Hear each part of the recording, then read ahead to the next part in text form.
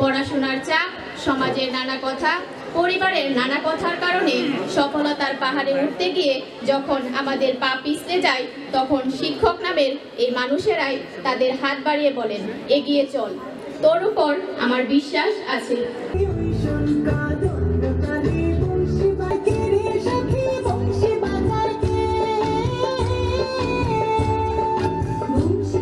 ভয় বলে কিছুই না। শিক্ষক শুধু পাঠ্য বইয়ের জ্ঞান দেন না, তিনি শেখান জীবনের মানে।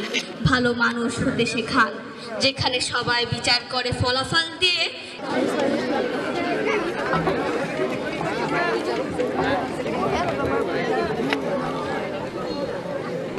বিসমিল্লাহির রহমানির রহিম।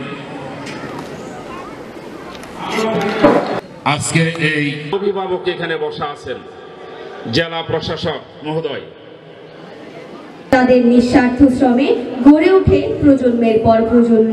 তাদের চোখে ঘুম আসে না, কারণ তারা স্বপ্ন দেখেন আমাদের ভবিষ্যতে। তাদের কণ্ঠে শোনা যায় জ্ঞানের সুর, তাদের ভালোবাসায় লুকিয়ে থাকে পিতামাতার কর্তব্য। তাই আজকে এরপরে যে শিল্প বিপ্লবটা হবে সেটা হচ্ছে ফিফথ ইন্ডাস্ট্রিয়াল রেভলিউশন। সেটার সময় মানুষের সাথে তোর রূপের মধু মন ভোলা